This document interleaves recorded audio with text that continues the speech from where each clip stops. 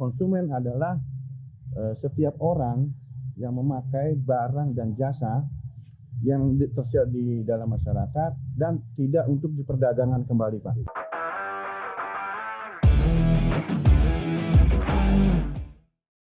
Selamat pagi, sahabat konsumen dimanapun berada. Bertemu kembali di acara podcast Obras, ngobrol santai bareng LP2K Jawa Tengah. Pada episode pertama ini, kita akan bercerita tentang peran LPKSM dalam perlindungan konsumen khususnya di Provinsi Jawa Tengah. Telah hadir bersama kita dua narasumber yang konsen di bidang perlindungan konsumen. Yang pertama, Bapak Abdul Mufid selaku Ketua LP2K Jawa Tengah. Dan yang kedua, Bapak Mulyani yang pernah menjabat sebagai Sekretaris Badan Perlindungan Konsumen Nasional. Senang bertemu kedua narasumber pada hari ini, Pak Abdul Mufid dan Bapak Mulyani. Apa kabar, Pak? Semoga sehat selalu ya, Pak.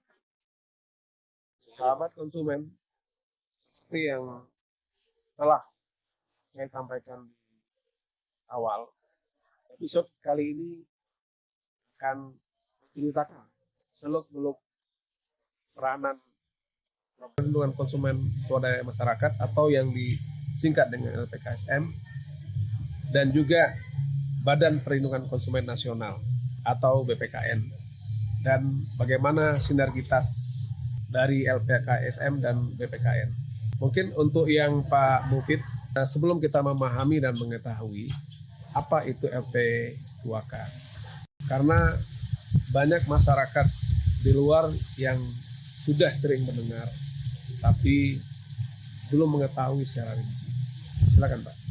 Ya, kami LP2K Jawa Tengah, Lembaga Pembinaan dan Perlindungan Konsumen Jawa Tengah, adalah lembaga swadaya masyarakat yang bergerak di isu perlindungan konsumen. Kita berdiri dari tahun 1989, tepatnya bulan Februari. Itu sudah 34 tahun kita berdiri, berkiprah terlibat dalam isu perlindungan konsumen di Jawa Tengah ini, dan melakukan kegiatan pengabdian yang tujuannya adalah untuk meningkatkan upaya perlindungan terhadap konsumen di Jawa Tengah. Sahabat konsumen sudah mendengar tadi sedikit gambaran terkait dengan LPKSM, LP2K di Jawa Tengah. Nah, apa yang melatar belakangi LP2K sehingga bisa eksis sampai saat ini? Nah, mungkin Pak Mufid bisa menceritakan sedikit dari organisasi personalia, mungkin ada program-program LP2K itu. Ya, jadi mengapa kita berdiri atau membentuk LP2K itu berawal dari keprihatinan karena masih rendahnya perlindungan terhadap konsumen kita, perlindungan dari pemerintah, perlindungan dari pelaku usaha maupun perlindungan dari konsumen sendiri yang harus dilindungi diri sendiri dengan banyak kasus-kasus yang terjadi waktu itu, sehingga kita berinisiatif agar ada lembaga swadaya masyarakat yang khusus atau concern pada isu perlindungan konsumen agar konsumen itu lebih terlindungi.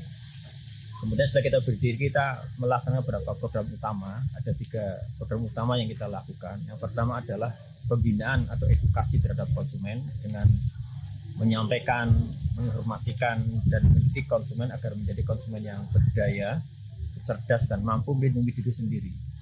Kemudian yang kedua, melakukan upaya advokasi, baik advokasi kebijakan pemerintah agar pro terhadap perlindungan konsumen, kemudian advokasi dalam konteks pembelaan terhadap konsumen, yaitu kita mendampingi konsumen-konsumen yang telah menjadi korban atau dirugikan oleh pelaku usaha dan mereka ingin mendapatkan haknya tapi tidak mampu atau tidak berdaya. Kita bantu melalui proses-proses yang kita lakukan melalui pendampingan, mediasi, dan macam-macam.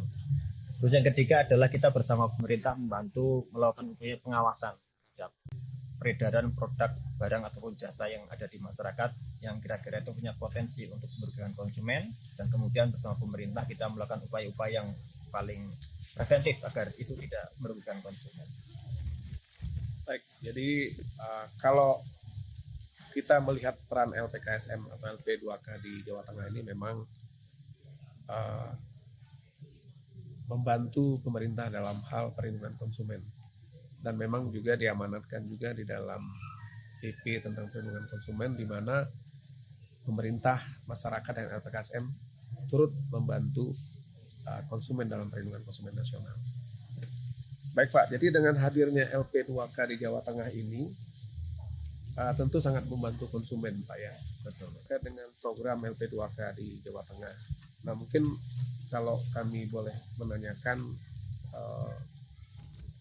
kiprah LP2K atau capaian-capaian yang telah dilakukan LP2K di dalam perlindungan konsumen di Jawa Tengah ini, kira-kira apa saja Pak? Ya, satu dari upaya edukasi terhadap konsumen, kita banyak melakukan kegiatan-kegiatan penyebaran informasi terhadap penyadaran konsumen. Contoh paling konkret adalah kita punya acara khusus di radio, tepatnya di Radio Gajah Mada FM, itu tiap sebulan sebulan 2 kali dalam 1 bulan ada kolom namanya info konsumen. Kita melakukan broadcast di situ tentang isu-isu konsumen aktual. Kemudian kita juga sebagai narasumber di radio, di televisi, di media cetak maupun media-media non cetak seperti media online pada kasus upaya-upaya memberikan pemahaman terhadap konsumen.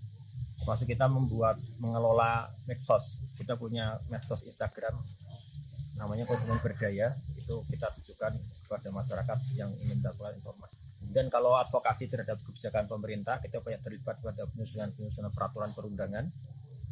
Kalau di daerah ada perda, ada perwal misalnya, atau kemudian di tingkat nasional ada undang-undang, termasuk di dalamnya sekarang ada RUU Perlindungan Konsumen, dan juga kita banyak terlibat pada pemberian masukan terhadap substansinya.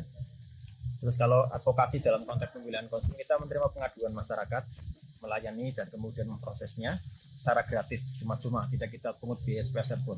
Kita bantu mediasi, dan kalau memungkinkan juga kita temukan dengan pihak-pihak yang punya kemampuan untuk memberikan polisi terhadap permasalahan konsumen tersebut. Termasuk di dalamnya juga kita membantu aparat penegak hukum dalam upaya penegakan hukum perlindungan konsumen, seperti kita menjadi saksi ahli di kasus-kasus pidana perlindungan konsumen di kepolisian, baik Polda maupun Polres. Kalau terkait dengan persoalan pengawasan barang beredar, kita terlibat di beberapa tim pengawasan yang dibentuk pemerintah dengan Badan POM, dengan Dinas Perdagangan, dengan Dinas Ketahanan Pangan, terkait produk-produk komoditas yang beredar di masyarakat yang harus kita awasi supaya konsumen tidak dirugikan. Baik, jadi sahabat konsumen, kita sudah mendengarkan dari Ketua LP2K. Begitu banyak ya kalau kita mendengarkan program dan juga capaian-capaian terhadap perlindungan konsumen. Mungkin sedikit Pak kalau Bapak bisa menyampaikan terkait dengan pengaduan tadi, menarik terhadap pengaduan. Tadi Bapak menyampaikan ada terkait dengan obat, makanan dan obat ya. Sementara kan kita ketahui kalau kita kaitkan dengan Stranas PK itu kan ada beberapa jasa-jasa, misalnya jasa kesehatan ya, transportasi, perumahan, mungkin juga ada terkait dengan kelistrikan ya, terkait dengan elektronika. Nah itu juga banyak bagaimana pengaduan-pengaduan, maksud kami selain dari yang Bapak sampaikan tadi terkait dengan makanan dan obat tadi, apakah ada perlindungan konsumen di sektor-sektor yang di luar itu Pak? Ya, hampir semua komoditas kita concern di sana. Kalau kita lihat tren pengaduan yang sekarang di Kota Semarang khususnya, itu adalah perumahan sekarang. Di kasus-kasus perlindungan konsumen perumahan ini sangat krusial sebenarnya saya lihat. Bahkan kalau penilaian saya itu sudah lampu kuning sebenarnya, karena banyak sekali kasus-kasus di mana konsumen dirugikan oleh pengembang yang satu tidak beretikat baik, atau kedua awan prestasi, atau ketiga memang sengaja sejak awal ingin menipu konsumen. Dan ini seringkali tidak mendapatkan penyelesaian yang cukup adil bagi konsumen. Saya melihat ini krusial karena satu, kasus perumahan itu pasti korbannya banyak, kan lebih dari satu biasanya. Kedua, nilai ekonomisnya tinggi karena harga rumah tanah itu pasti mahal. Dan ketiga, dampak psikologisnya besar. Mereka terjebak, tidak bisa ngapa-ngapain, mau gugat di pengadilan juga nggak punya duit kan gitu. Akhirnya kemudian solusinya harus melalui lembaga-lembaga yang membantu satu tidak pungut biaya, kedua kemudian melalui non pengadilan. Nah inilah kita kemudian masuk ke wilayah itu. Oke, jadi artinya pengaduan konsumen ditindaklanjuti dengan melakukan mungkin mediasi, Pak ya. Iya betul. Kemudian apabila tidak ada kesepakatan, tentu akan pakai jalur yang lain, Pak ya. Jalur yang Eh, hukum ya. Jalur hukum ya, misalnya BPSK ataupun pengadilan ya kalau nanti tidak begitu. Baik Pak, menarik Pak perbincangan kita. Mungkin sebelum lanjut ke Pak Mufid ya, kami kembali ke Pak Mulyani Pak nih selaku sekretaris BPKN Pak. Nah ini kalau kita melihat tugas BPKN ini kan banyak ya, memberikan masukan rekomendasi pada pemerintah, ya, penelitian terhadap peraturan perundang-undangan, juga penelitian terhadap suatu barang atas K3L. Dan yang terkait dengan topik kita hari ini adalah terkait dengan menumbuh kembangkan LPKSM ya, yang ada salah satu tugas daripada BPKN. Nah, pertanyaannya untuk Pak Mulyani, apa yang sudah diupayakan oleh BPKN dalam menumbuh kembangkan LPKSM selama ini, Pak? Terima kasih Pak Ojak. Salam konsumen untuk kita semua. Pak Mufid, selamat siang. Sebelum kami menjawab terkait dengan pertanyaan Bapak tadi, perlu saya jelaskan bahwa BPKN itu dibentuk oleh negara berdasarkan Undang-Undang Nomor 8 Tahun 1999. Fungsinya adalah memberikan saran dan pertimbangan kepada pemerintah terkait dengan perkembangan perlindungan konsumen di Indonesia. Selain fungsi, BPKN juga mempunyai tugas Pak. Minimal ada 4 terkait dengan perkembangan perlindungan konsumen di Indonesia. Pertama, melakukan kajian isu-isu aktual yang terjadi sesuai dengan dinamika perlindungan konsumen. Kemudian kedua, melakukan edukasi, sosialisasi, regulasi perlindungan konsumen. Yang ketiga, menerima pengaduan, penanganan pengaduan, kemudian advokasi. Yang keempat, tugasnya adalah melakukan kerjasama dengan lembaga-lembaga perlindungan konsumen baik di dalam dan luar negeri. Nah, di dalam tugas yang keempat itu Pak, ada terkait dengan LKPSM. BPKN mempunyai tugas untuk mendorong, mendukung, dan membina LKPSM di daerah. Jadi LKPSM itu Pak ada merupakan lembaga yang diakui pemerintah dalam Undang-Undang Nomor 8 Tahun 1999. Nah, dari undang-undang itu Pak, tugas BPKN seperti yang tadi saya jelaskan, membina, mendukung, kemudian mengembangkan perlindungan konsumen khususnya di daerah LKPSM. Bagaimana melakukan pembinaan Pak? Pertama kami melakukan mapping Pak. Mapping LKPSM di seluruh Indonesia. Nanti dikelompokkan mana LKPSM yang aktif, mana yang non aktif. Kemudian kedua, mendorong agar pemerintah daerah melakukan dukungan terhadap berdirinya LKPSM di daerah. Kemudian mendorong LKPSM yang non aktif, yang tidak aktif agar menjadi aktif kembali. Kemudian yang terakhir adalah membina Pak, membina bagaimana seharusnya LKPSM melakukan sosialisasi edukasi ke masyarakat. Itu Pak. Baik Pak, kalau kita melihat salah satu tugas BPKN adalah menerima pengaduan konsumen ya Pak ya, mungkin sejalan juga dengan LPKSM. Nah mungkin pertanyaannya, yang paling banyak diadukan konsumen itu ke BPKN itu di sektor-sektor apa Pak? Dan bagaimana melibatkan LPKSM ya, atau sinerginya dengan LPKSM? Ya, terima kasih Pak. BPKN melaksanakan tugas terkait dengan menerima pengaduan dan menangani pengaduan mungkin agak beda Pak. Jadi kami ada batasan pertama bahwa kalau pengaduan itu sudah dalam ranah pengadilan atau kepolisian itu kami tidak bisa ikut. Jadi itu sudah merupakan pengaduan yang kami anggap terus sudah masuk dalam di pengadilan dan nah terkait layanan pengaduan Pak, kami menyadari bahwa untuk di era digital ini pengaduan itu sudah harus dipermudah. Waktu untuk penanganan pengaduan, penerimaan pengaduan juga harus dipersingkat. Nah, kami membuka layanan pengaduan namanya BPKN 153. Itu insya Allah kurang dari 24 jam penanganan pengaduan akan kami tindak lanjuti. Terkait dengan sinergi dengan LKPSM, biasanya kami melihat Pak, ini pengaduannya bisa ditangani di daerah atau memang bersifat masif. Kalau bersifat masif, kami tetap melakukan kajian dulu terkait kenapa kasus ini bisa terjadi, apa sebabnya. Kemudian kami akan berkoordinasi dengan LKPSM setempat atau mungkin kalau memang masif secara nasional, kami akan melakukan ke semua LKPSM terkait dengan data-data yang terjadi terkait dengan kasus-kasus tertentu. Misalnya terkait dengan penyalahgunaan obat sirup kemarin Pak, kami sudah berkoordinasi dengan LKPSM. Alhamdulillah responnya luar biasa. LKPSM daerah itu memberikan data Pak terkait dengan korban-korban itu. Kemudian kami membentuk tim terkait dengan pengaduan atau kasus-kasus yang seperti itu ke seluruh LPKSM yang ada di seluruh Indonesia atau iya Pak. Jadi tertentu?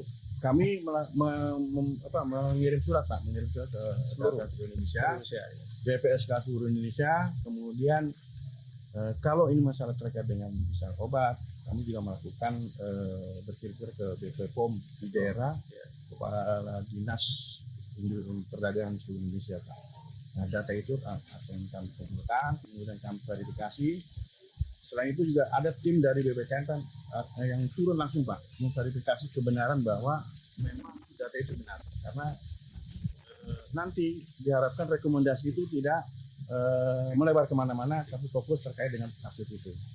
Nah untuk saat ini selama saya menjadi sekretaris BPKN Pak, saya menjadi sekretaris BPKN itu mulai tahun 2020 sampai 2023 ini. Yang dominan terkait dengan pengaduan konsumen adalah pertama terkait dengan kasus transaksi perumahan, kemudian transaksi keuangan perbankan, termasuk pinjol Pak, kemudian obat, transaksi pembelian obat itu, kemudian yang terakhir adalah transaksi yang berhubungan dengan phishing Pak. Jadi phishing ini menjadi perhatian BPKN Pak, karena ya selama ini banyak konsumen kita yang tidak mengerti bagaimana itu penipuan phishing itu berjalan. Jadi kadang-kadang konsumen tidak menyadari bahwa itu sebetulnya penipuan. Nah itu kita sudah melakukan sosialisasi baik melalui tatap muka maupun melalui digital Pak. Baik Pak, jadi tadi terkait dengan pengaduan itu ada link ya Pak ya? Iya. BPKN 153. 153. Nah apakah media-media yang lain Pak seperti pengaduan konsumen itu melalui surat, melalui email, melalui WhatsApp, apakah ada atau memang medianya hanya di link BPKN 153 ini? Sebetulnya gini Pak, sebetulnya itu yang tadi itu link BPKN 153 adalah yang utama. Tapi kalau melalui WhatsApp juga kami tindak lanjuti, kemudian surat menyurat juga kami tindak lanjuti. Bahkan kalau memang konsumen datang langsung, tetap kita tindak lanjuti Pak. Jadi itu hanya yang BPKN 153 itu adalah apabila konsumen tidak sempat datang atau jaraknya terlalu jauh. Nah, pengaduan yang kami tindak lanjuti adalah Pak, ada syarat-syarat tertentu sebetulnya. Jadi tidak bisa konsumen itu langsung melakukan pengaduan tanpa bukti, tanpa dokumen. Misalnya begini, konsumen merasa bahwa transaksi yang dilakukan dengan pelaku usaha itu telah merugikan. Nah, konsumen itu dia harus menyertakan dokumen dengan dokumen pribadi, kronologis kejadian, kemudian berapa kerugian yang dia terima, yang dia terima. Nah, itu harus diceritakan Pak kronologisnya. Kemudian pelaku usaha siapa? Kalau memang itu pelaku usahanya perorangan atau pelaku usaha yang bentuknya dalam bentuk badan usaha atau pelaku usaha lainnya. Misalnya kan kita pada saat ini banyak Pak transaksi itu dilakukan oleh pelaku usaha yang tidak punya PT misalnya. Penawaran-penawaran itu kita tetap kita harus membaca itu dulu kronologisnya seperti apa, baru kita tindak lanjuti. Nah itu Pak. Jadi mudah-mudahan ke depan BPK akan lebih cepat lagi menangani pengaduan. Ya, jadi artinya pengaduan yang ditindaklanjuti adalah pengaduan yang memberikan informasi yang lengkap ya Pak ya. Yeah. Nah kalau informasinya tidak lengkap, katakanlah identitas pengadunya tidak ada, itu apakah ditindaklanjuti atau tidak Pak? Mungkin supaya diketahui juga oleh. Baik, terima kasih sahabat konsumen. Jadi kalau nanti sahabat konsumen melakukan pengaduan melalui BPK 153, kemudian kita telaah itu bahwa dokumen-dokumen kronologis itu kurang lengkap, mohon maaf, bukan berarti kami tidak terima Pak, tapi akan kami usahakan untuk menghubungi kembali untuk melengkapi Pak, data pribadi kronologis seperti apa, kemudian bukti-buktinya Pak.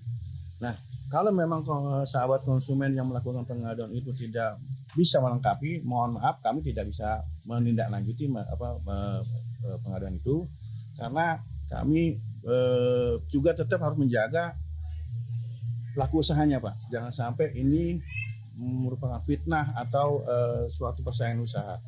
Nah, sahabat konsumen perlu kami jelaskan juga bahwa kalau sahabat konsumen ada semacam pelaku usaha kemudian melakukan pengaduan terhadap pelaku usaha, kami tidak melayani Pak. Jadi antar pelaku usaha kami tidak melayani. Karena kami prinsipnya bahwa konsumen adalah setiap orang yang memakai barang dan jasa yang tersedia di dalam masyarakat dan tidak untuk diperdagangkan kembali Pak. Jadi untuk dipakai sendiri, baik untuk pribadi, keluarga, kemudian orang lain, konsumen lahir ya Pak ya? Ya, bahkan binatang peliharaan pun boleh Pak, tapi tidak untuk diperdagangkan. Ya. Terima kasih Pak Mulyani. Mungkin sebelum lanjut lagi kita beralih ke Pak Mufid ya Pak. Iya. Pak Mufid, apa tantangan yang dihadapi oleh LP2K ya dari dulu hingga saat ini ya Pak dalam memperjuangkan hak-hak ya, juga mungkin kewajiban konsumen juga perlu disampaikan juga ya Pak. Ya, Pak, jadi tantangannya itu ada eksternal dan internal ya. Eksternal itu muncul dari 3 hal. Satu dari pelaku usaha, kedua dari pemerintah, ketiga adalah dari konsumen. Kalau internal berarti lembaga kita sendiri. Nah, kalau kita lihatnya eksternal misalnya dari pelaku usaha adalah tantangannya masih banyak pelaku usaha yang belum beritikat baik dalam melaksanakan proses bisnisnya. Kedua, pelaku usaha yang belum menyadari dan memahami terkait dengan kewajiban mereka sebagai pelaku usaha terhadap konsumen, sehingga dalam berbisnis itu sering nabrak-nabrak gitu, nabrak-nabrak yang mestinya tidak boleh dilakukan mereka lakukan, peraturan yang harus dipenuhi mereka tidak dipenuhi. Paling sederhana misalnya kewajiban-kewajiban terkait dengan legalisasi produk misalnya, itu kadang mereka abaikan. Keamanan pangan juga mereka abaikan, termasuk di dalamnya adalah pengaduan konsumen juga mereka abaikan. Contohnya adalah ketika misalnya ada konsumen mengadukan sebuah produk atau jasa A misalnya, taruhlah jasa keuangan misalnya, begitu mereka mengadu kita, kemudian kita panggil pelaku usahanya, kita komunikasikan, itu tidak direspon. 1 kali tidak direspon, 2 kali, bahkan di surat 3 kali nggak direspon. Nah ini yang menunjukkan etikat tidak baik untuk mereka dalam menyelesaikan sengketa konsumen. Terus yang kedua adalah dari konsumen ya. Tantangan dari konsumen adalah banyak konsumen yang kemudian tidak punya kesadaran yang bagus ketika bertransaksi untuk meneliti, kritis atau mempelajari, dan seringkali penting segera dapat pembeli, atau kalau jasa keuangan penting segera dapat kredit misalnya gitu ya. Tak peduli apa yang dia tanda tangani, nggak paham perjanjiannya, langsung transaksi begitu saja, sehingga ketika ada masalah mereka jadi kebingungan sendiri. Kemudian yang kedua juga, konsumen sering kadang tidak punya bukti yang cukup. Nah tadi disampaikan harus ada bukti. Ketika mereka dirugikan, mereka nggak punya bukti yang cukup untuk memproses permasalahan yang dia miliki. Karena PPSK itu salah satu lembaga yang sebenarnya sangat penting. Ketika konsumen dirugikan terhadap pelaku usaha dan dia ingin menuntut haknya dengan cara yang cepat, murah, tapi punya kekuatan hukum, itu kan lewat PPSK. Tapi kalau PPSK tidak ada, terus lewat mana lagi kan gitu. Masa harus gugat ke pengadilan, kan juga harus biayanya mahal. Padahal mayoritas konsumen yang dirugikan adalah konsumen menengah ke bawah yang tidak punya akses hukum yang kuat dan tidak punya modal yang cukup kan gitu.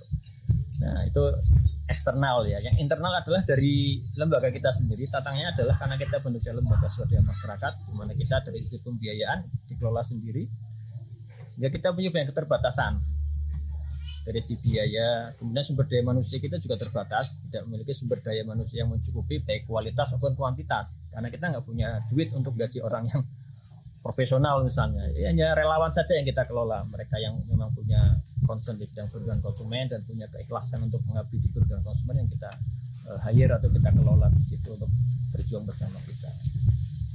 Ya, boleh saya tambahkan Pak. Iya, Jadi seperti yang Pak Mufid bilang itu memang benar Pak.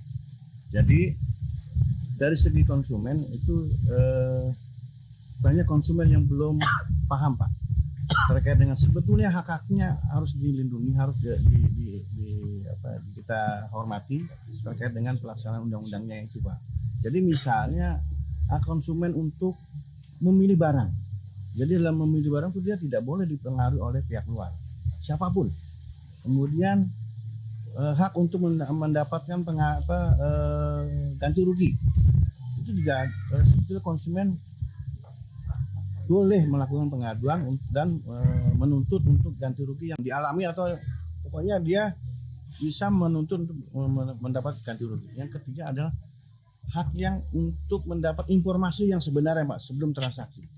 Itu sering kita ternyata waktu kita melayani pengaduan Pak, ternyata memang konsumen itu belum begitu concern ya Pak ya terkait dengan klausul baku, perjanjian-perjanjian yang seharusnya sebelum transaksi itu ditandatangani, konsumen itu harus tahu dulu. Misalnya begini, terkait dengan kredit kendaraan bermotor, itu banyak konsumen yang langsung tanda tangan, tidak dibaca dulu apa itu perjanjiannya, sehingga begitu dia mengalami kendala untuk pembayaran atau angsuran, nah itu dia baru menyadari bahwa oh iya ini perjanjiannya tidak imbang nih antara konsumen dan pelaku usaha. Salah satu sebabnya adalah mereka, ya tadi Pak Mufid bilang, pengen buru-buru Pak, buru-buru tanda tangan tidak dibaca. Nah kami pernah menyarankan untuk hal-hal seperti itu, kredit perumahan, kredit kendaraan, sebaiknya sebelum tanda tangan pihak pelaku usaha membacakan perjanjiannya seperti apa. Kalau memang konsumen sudah paham, sudah mengerti, silakan ditandatangan. Itu Pak. Yang kedua terkait pembinaan LKPSM di daerah, kami pernah Pak melakukan rakor LKPSM untuk wilayah Indonesia Timur. Ternyata ada juga Pak Mufid dukungan dari pemerintah daerah yang lumayan besar Pak. Jadi ada dukungan pendanaan Pak untuk kegiatan LKPSM itu lumayan Pak. Total mungkin 200 juta, 50 juta per tahun. Nah dari kasus ini ada yang Pemda yang mendukung, ada yang tidak. Nanti sebaiknya kita melakukan koordinasi Pak. Bagaimana ini jalan keluarnya agar Pemda itu konsen terhadap keberadaan fungsi BPSK LKPSM di daerah, karena memang hak konsumen itu harus dilindungi Pak. Gitu Pak. Iya. Jadi intinya perlu edukasi konsumen Iya. sebelum dia membeli barang, sebelum dia mengajukan kredit, mendatangkan kredit. Nah, ini yang sudah dilakukan oleh PPKN dan juga LPKSM Pak ya, terkait dengan edukasi konsumen, dan juga mungkin itu juga salah satu bagaimana supaya kita meningkatkan indeks keberdayaan konsumen ya. Iya. Jadi edukasi itu penting. Nah, nanti di situ akan diukur indeksnya, capaiannya. Baik, kembali lagi ke Pak Mufid Pak ya. Iya. Tadi seperti kita ketahui bahwa LPKSM salah satu lembaga perlindungan konsumen. Nah, tentu ini adalah lembaga swadaya masyarakat ya, artinya juga dalam melakukan kegiatannya kan secara mandiri ya. Nah, ini pertanyaannya bagaimana nih Pak dari sisi pendanaan ya, pendanaannya. Nah, sehingga ya LPKSM atau LP2K di Jawa Tengah ini bisa menjalankan program-program tadi ya dalam rangka perlindungan konsumen khususnya di Jawa Tengah. Ya, salah satu hal yang memang cukup penting dalam gerakan perlindungan konsumen di LSM adalah persoalan pembiayaan. Meski tidak sepenuhnya, tapi itu adalah salah satu yang paling penting karena tidak ada biaya, kemudian lainnya jadi tidak berjalan dengan baik. Nah, selama ini yang kita lakukan dalam rangka kita melakukan fundraising lah gitu ya, penggalangan dana untuk gerakan konsumen adalah satu, bekerjasama dengan lembaga-lembaga non-profit yang ada di level internasional, yang mereka punya concern yang sama terhadap isu perlindungan konsumen ya. Beberapa lembaga yang sering kita kerjasama dengan mereka adalah satu Nutrition International, jadi sebuah lembaga yang isunya di isu nutrisi, gizi, makanan ya. Itu sudah berjalan cukup lama. Konsennya waktu itu kita menggarap isu perlindungan konsumen garam yodium. Jadi Jawa Tengah itu masih banyak peredaran garam yang tidak sesuai dengan SNI. Yodiumnya harusnya 30 ppm, tapi di bawah itu atau tidak ada sama sekali. Padahal di labelnya tertulis seperti itu. Dan di Jawa Tengah juga ternyata memang salah satu sentral industri garam nasional bahkan. Tepatnya di Kabupaten Pati itu industri garam sangat banyak dan banyak yang bermasalah karena tidak sesuai standar. Kita kerjasama dengan Nutrisi Internasional melakukan penelitian di pasar, tes produk, kemudian kita edukasi, advokasi sampai kemudian bisa berupaya agar lebih baik kondisinya. Terus lembaga yang lain yang pernah kita kerjasama adalah Combined Tobacco Free Kids. Jadi sebuah lembaga yang concern di isu perlindungan dari zat adiktif, khususnya nikotin di rokok. Itu sudah berjalan, tapi sudah selesai nih, sudah berjalan beberapa waktu yang lalu. Ada lagi dengan Consumer International atau CI. Kebetulan kita adalah lembaga di Indonesia yang salah satunya menjadi affiliate members Consumer International atau CI.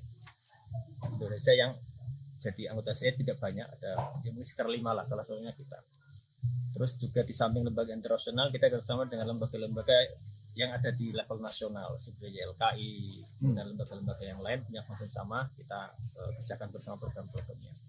Terus kalau dari pemerintah sebenarnya tidak ada bantuan dalam tadi yang disampaikan dari BPKN, misalnya ada bantuan dana dan hibah dan sebagainya nggak ada, tapi paling tidak dilibatkan dalam program-program yang mereka miliki yang khusus pada isu perlindungan konsumen. Kita pernah sekitar tahun 2000-an lah ya, kita punya ide untuk membuat semacam sayap usaha gitu, wira swasta gitu. Yeah. Kita waktu itu punya berapa sayap wira swasta, ada peternakan sapi, ada lele, bahkan kita punya mesin fotokopi dan sebagainya. Tapi semua kemudian gulung tikar, karena nggak ada yang ngurusin. Kita kan core-nya tidak di situ, jadi akhirnya itu gulung tikar semua. Sekarang nggak punya badan usaha. Ya, akhirnya dari situlah kita punya dana yang bisa kita kelola untuk mengembangkan misi kita. Kalau dari konsumen kita free, gratis, kita memberikan pelayanan. Mereka mengadu apapun, kita tidak mengut biaya spesial pun dari mereka. Baik Pak. Jadi tadi sudah panjang lebar ya Pak Mufid sampaikan terkait dengan peran LPKSM atau LP2K.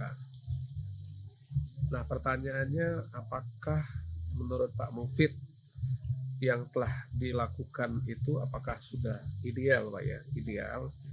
Kemudian dikaitkan juga dengan sekarang ini kan transformasi era digital ya. Apakah masih bisa mengikuti gitu Pak, seperti itu. Ya, kalau bicara idealitas tentu masih jauh ya. Artinya banyak hal pekerjaan rumah perlindungan konsumen yang masih belum banyak kita lakukan karena memang keterbatasan dan kendala tadi. Termasuk yang tadi disampaikan terkait dengan transformasi digitalisasi, itu memang satu hal yang memang luar biasa sekali. Dari sisi problematika perlindungan konsumen cukup luas. Banyak kasus-kasus perlindungan konsumen di soal digital, misalnya jual beli online, jasa keuangan online dan sebagainya, yang belum bisa kita tangani dengan baik karena keterbatasan sumber daya yang kita miliki. Termasuk juga akses juga yang belum bisa kita akses dengan baik. Termasuk terkait dengan media-media untuk sosialisasi juga belum kita kelola dengan baik di media-media sosial. Kita baru mengelola sekitar 1 tahun yang lalu, kita punya Instagram yang akan kita isi upaya-upaya perlindungan konsumen. Mengapa tidak bisa ideal? Karena satu tadi itu kendala eksternal tadi, kedua sumber daya manusia kita juga terbatas. Dimana idealnya itu lembaga konsumen mestinya memiliki sumber daya manusia yang multidisiplin.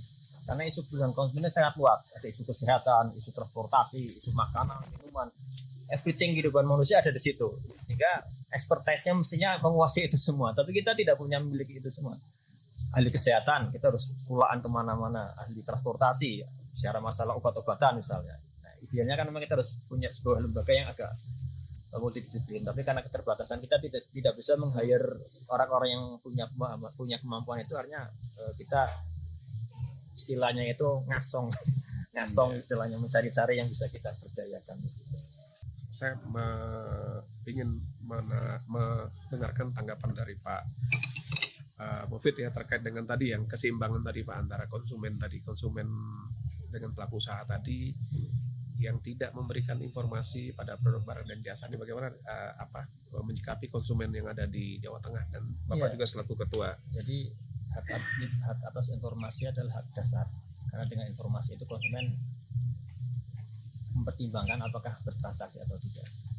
Nah, cuman sayang memang tidak semua pelaku usaha memegang prinsip-prinsip kebenaran dan kejujuran dalam memberikan informasi terhadap produknya, ataupun tidak memberikan informasi sesuai dengan standar peraturan perundangan. Ya mungkin kalau dia sampaikan dengan komplit tidak laku produknya kan gitu, jadi akhirnya ditutup-tutupi. Atau pelaku usaha memang sengaja melakukan upaya penipuan sehingga informasinya dikemas dengan rupa supaya tertarik dan masuk pada jebakan yang mereka gunakan. Ada juga yang seperti itu. Termasuk juga tadi terkait dengan pengaduan. Jadi seringkali saya sampaikan pada pelaku usaha dalam forum-forum sosialisasi, jadi silakan Anda buka pengaduan seluas-luasnya, karena itu akan meningkatkan kualitas produk Anda. Mengapa demikian? Karena dengan pengaduan pelaku usaha dapat input real dari pengguna kan gitu. Yang paling bisa merasakan pelayanannya, kualitas produk kan pengguna. Nah, sehingga ketika ada pengaduan sebenarnya itu input yang luar biasa penting bagi pelaku usaha untuk mengetahui produknya. Dia kan nggak bisa mengklaim produk saya bagus gitu kan, kalau konsumen mengatakan jelek kan gitu. Terus kedua, pengaduan yang dibuka dengan luas itu akan meredam permasalahan lebih besar. Karena kalau pengaduan ditutup, konsumen hanya mengeluh, terakumulasi justru jadi ledakan yang besar dan efeknya luar biasa. Terus yang ketiga, pengaduan adalah merupakan salah satu bentuk kualitas produk pelayanan. Jadi saya sering sampaikan, kalau Anda itu punya produk, jasa maupun barang yang itu membuka pengaduan yang banyak, itu masyarakat akan merasa bahwa itu produk yang bagus karena dibuka pengaduannya. Apalagi kalau kemudian disertai dengan bentuk penyelesaian pengaduan yang baik. Jadi performa pelaku usaha juga bisa dilihat pada bagaimana mereka membuka dan melayani pengaduan masyarakat. Kalau itu juga bagus, saya yakin performanya akan bagus juga. Nah, sehingga salah satu informasi yang harus disampaikan kepada konsumen adalah ketika mereka dapat masalah, kemana mereka harus melakukan penyelesaian dengan cepat dan dapat penyelesaian yang bagus. Jadi tidak ngumpet-ngumpet gitu kan ya. Gitu. Ketika seringkali nih misalnya perumahan nih seringkali, ketika mereka nawarkan perumahan terbuka banget, ayo. Termasuk ketika mau terima duit selalu menghubungi setiap hari, setiap menit dihubungi. Begitu udah dapat duit susah dihubungi. Ada masalah lari kan gitu. Oh, ini urusan ini. Ketika perusahaan, itu kan yang bilang marketingnya bukan saya. Wow, dilempar sana lempar sini. Nah itu menunjukkan bahwa ada sesuatu yang disembunyikan, ada informasi yang tidak transparan diberikan kepada konsumen. Nah, itu seringkali terjadi dan mestinya memang harus betul-betul disampaikan. Termasuk klausul baku kan sebenarnya informasi, walaupun itu perjanjian, tapi substansinya adalah informasi. Kita berharap bahwa klausul baku itu tidak dibiarkan. Negara harus hadir dalam klausul baku. Walaupun di undang-undang ada ya tentang klausul baku pasal Tetapi hadir di sini adalah saya sering kali mengusulkan mestinya ada standarisasi klausul baku yang diberikan kepada pelaku usaha, sehingga secara preventif bisa mencegah kerugian konsumen. Misalnya apakah mungkin nggak misalnya klausul baku produk-produk tertentu ada validasi dari pemerintah bahwa klausul baku ini terbebas dari unsur-unsur di pasal 18 di PK. Selama ini kan nggak bebas saja klausul dibuat apapun, begitu ada masalah baru direview kan gitu. Nah ini di samping konsumen juga harus kritis terhadap informasi, pelaku usaha terbuka informasi, pemerintah juga hadir mengawal nih informasinya harus betul-betul sesuai dengan standar yang diatur dalam undang-undang atau tidak, ada yang disembunyikan atau tidak, informasinya sudah baik evident nggak, misalnya menginformasikan ini obatnya jamu nih, jamunya manjur dan sebagainya, itu betul nggak, sudah betul-betul teruji atau enggak gitu. Nah ini PR-nya banyak ini, bicara satu hak informasi aja anunya banyak ini. Turunannya banyak sekali yang harus dilakukan. Terakhir kita coba sedikit Pak berbincang terkait dengan revisi Undang-Undang Konsumen. Ini sangat menarik sekali Pak, karena memang Undang-Undang Perlindungan Konsumen itu kan memang dia harus mengikuti perkembangan zaman ya Pak ya. Kalau kita ketahui Undang-Undang Perlindungan Konsumen yang existing ya, itu kan belum mengakomodir salah satunya perdagangan dengan sistem elektronika ya, digital ya, karena dulu kan belum sampai ke sana ya, perdagangan masih konvensional. Nah, sekarang salah satu sudah masuk dalam pengertian perdagangan di samping barang dan jasa, dia ada juga perdagangan dengan sistem elektronika atau digital, dan tentu juga di situ memuat ada pelaku usaha yang melakukan kegiatan usaha di bidang digital atau elektronika. Kemudian juga kita ada mendengar juga terkait dengan klausul baku ya Pak ya, kalau tidak salah di situ juga namanya juga menjadi perjanjian baku ya, karena klausul baku itu kan bagian daripada perjanjian baku. Jadi kalau tidak salah juga dia masuk dalam revisi itu. Dan juga yang tidak kalah pentingnya dalam revisi itu adalah penguatan lembaga Pak. Penguatan kelembagaan yang bergerak di bidang perlindungan konsumen. Di situ ada BPKN, ada BPSK, ada LPKSM. Nah, penguatan itu yang kita harapkan nanti bisa menjawab permasalahan konsumen di kemudian hari. Mungkin juga salah satunya juga ada terkait dengan pengaduan konsumen secara online itu, kalau masuk juga di dalam PK perlindungan konsumen. Nah, ini bagaimana BPKN ya, mungkin juga nanti dari Pak Mufid juga FKCM ya,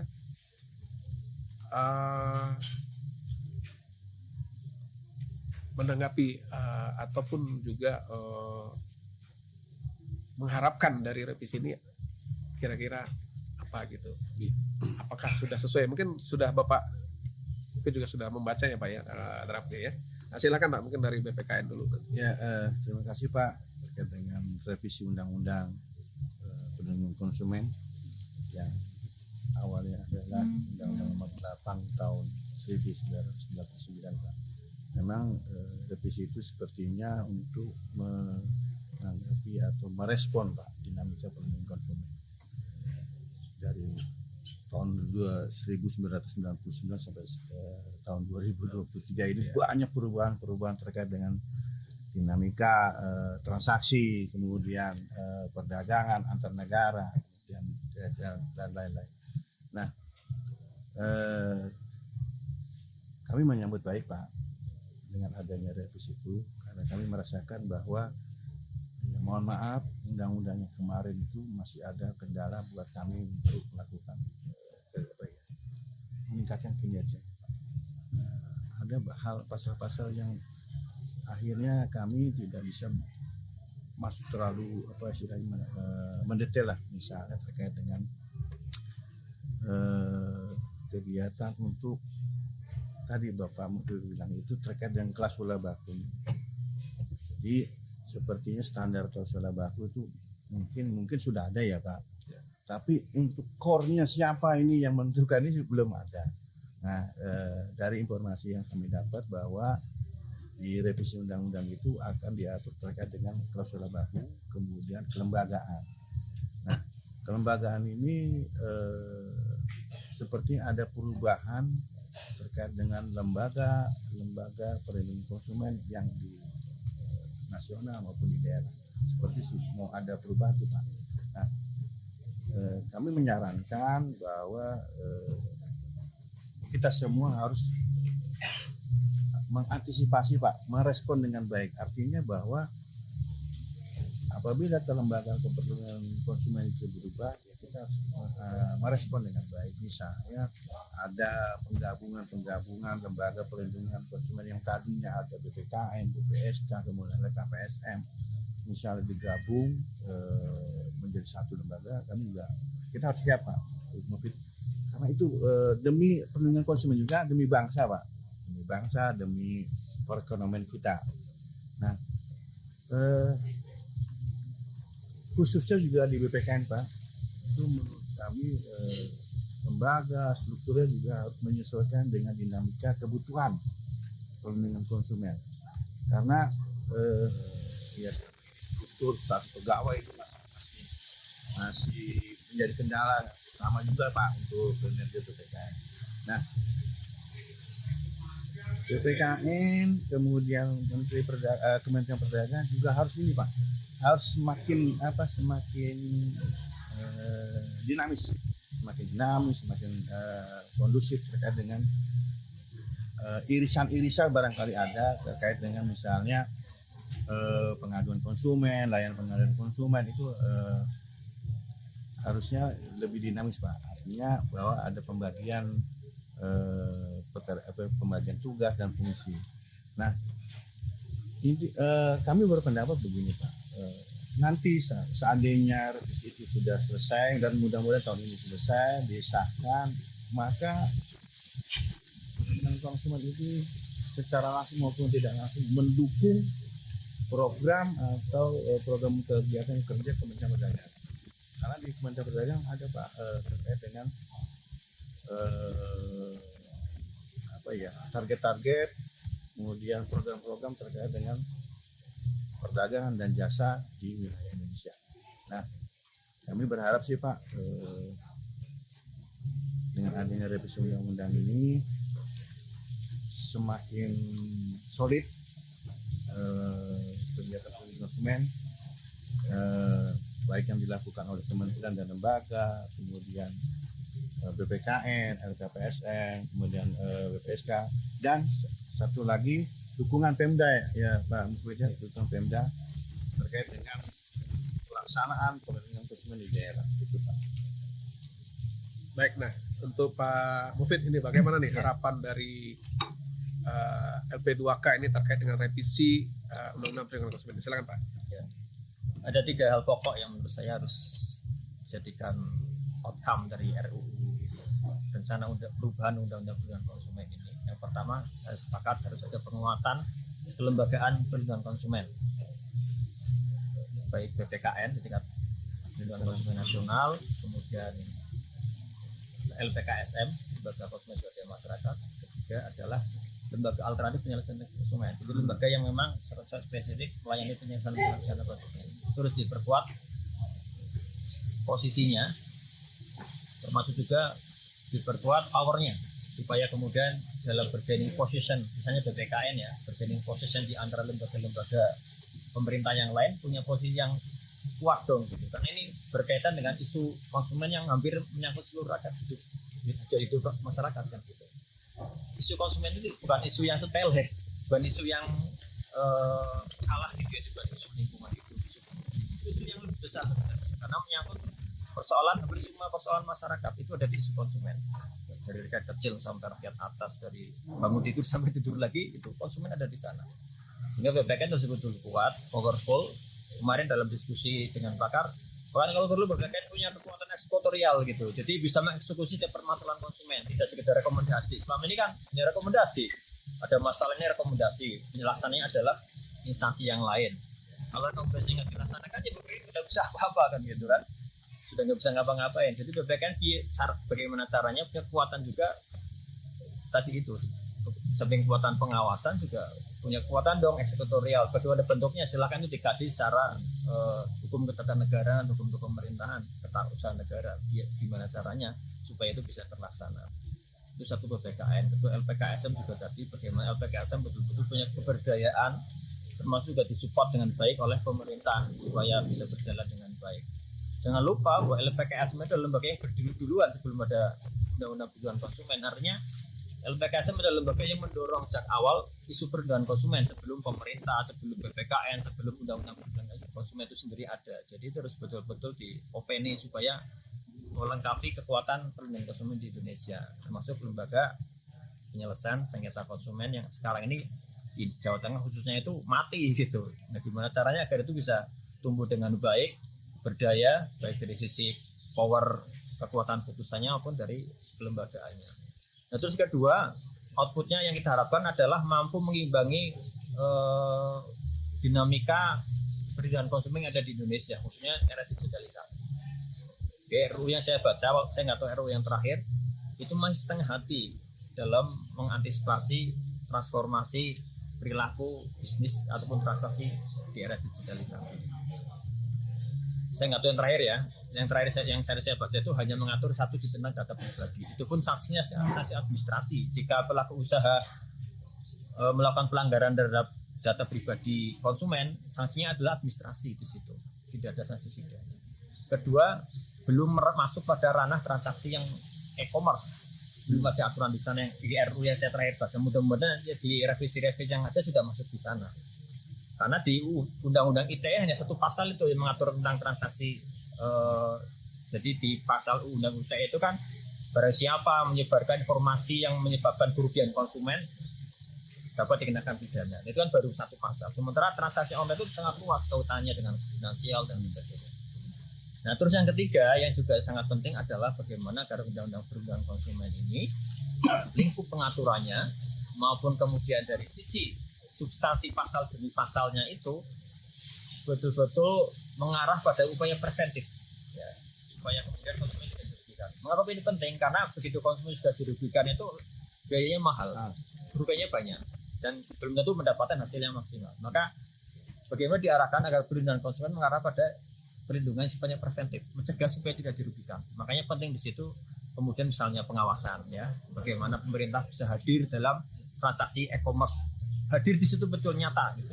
Kemudian ketiga dalam klausul baku, bagaimana klausul baku yang muncul di masyarakat betul-betul sudah melalui proses validasi, proses kajian bahwa itu memang layak dijadikan klausul baku.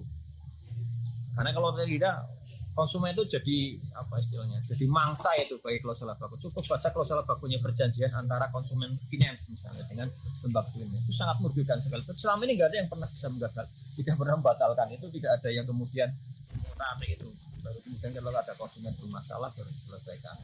Nah itu banyak PR-nya terhadap UPK ini, termasuk juga begini, perlindungan konsumen itu kan muncul pada banyak undang-undang kan gitu kan.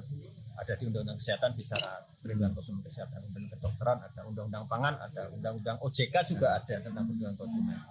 Nah, harus dikaji positioningnya bagaimana supaya kemudian perlindungan konsumen menjadi satu mainstream atau panglima dalam undang-undang tadi itu. Contohnya banyak disharmoni antara Undang-Undang Perlindungan Konsumen yang sekarang ada dengan undang-undang yang lain. Contoh ya misalnya di Undang-Undang Pangan, pelanggaran terhadap pangannya terkontaminasi oleh bahan-bahan berbahaya itu sanksinya administrasi itu di Undang-Undang Pangan.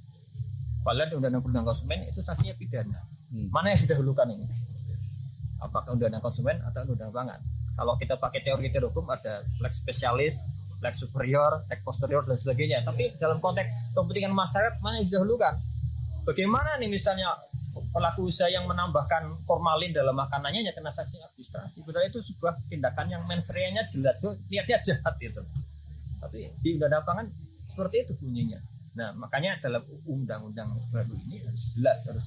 Saya pengen undang-undang perlindungan konsumen baru itu jadi panglimanya ini, punya kekuatan powerful bagi upaya penegakan hukum perlindungan konsumen. Karena ke depan ini luar biasa sekali tantangannya, apalagi semakin terbuka perdagangan internasional ya, di mana produk bisa masuk ke Indonesia, berkembangnya produk-produk lokal, UKM dan sebagainya. Kalau itu tidak, undang-undang konsumennya itu lemah dalam konteks konstelasi perundang-undangan dan yang lain, itu kita akan semakin terpuruk sebagai konsumen.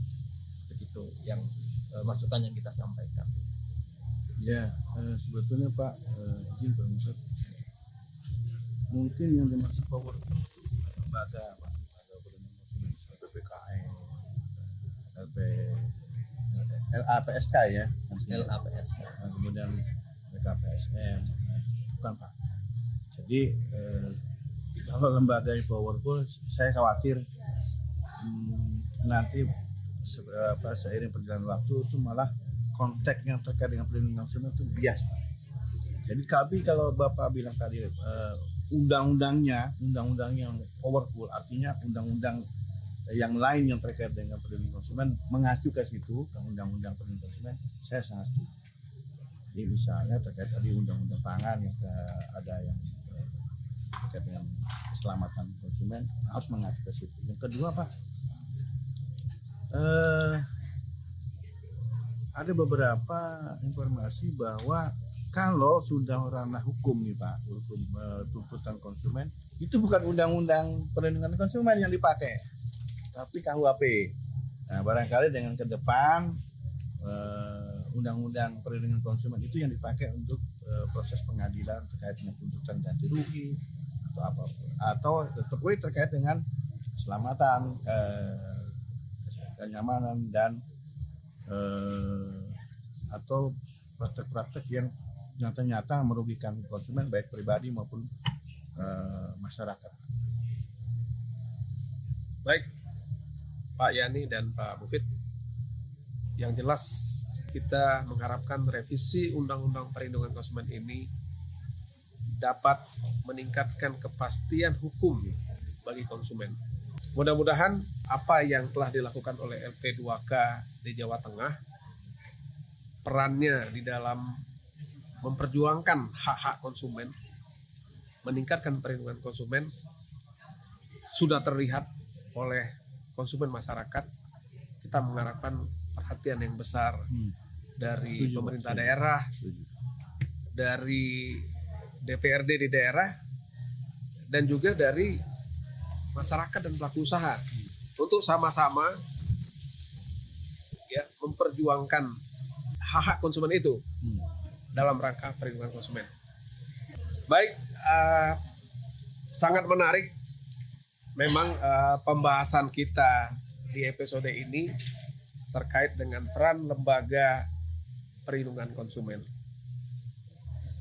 Kita bisa mendengarkan tadi yang disampaikan oleh Pak Mufid, bagaimana mengawal konsumen serta memperjuangkan hak-haknya. Konsumen khususnya di Jawa Tengah dapat memanfaatkan LP2K ini dalam memperjuangkan hak-hak konsumen, dan juga jangan ragu untuk berkonsultasi dan juga apalagi untuk mengadu apabila ada permasalahan-permasalahan konsumen ya di dalam perdagangan, dalam transaksi, dan terkait dengan hal-hal perlindungan konsumen.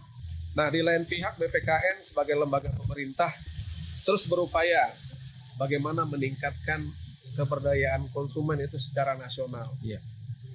Tentu salah satunya adalah memberikan dukungan support kepada LPKSM yang ada di seluruh Indonesia. Bahkan bisa ditumbuhkan, diperbanyak, nah sehingga konsumen itu dekat dengan LPKSM. Baiklah sahabat konsumen, sampailah pada akhir podcast Obras Santai bareng LP2K di Provinsi Jawa Tengah di episode kali ini. Terima kasih saya ucapkan kepada narasumber ya Pak Mulyani, Pak Mufid, dan juga kepada pemirsa podcast. Jangan lupa terus mengikuti kami. Terima kasih. Selamat siang. Salam sehat, sukses selalu. Amin.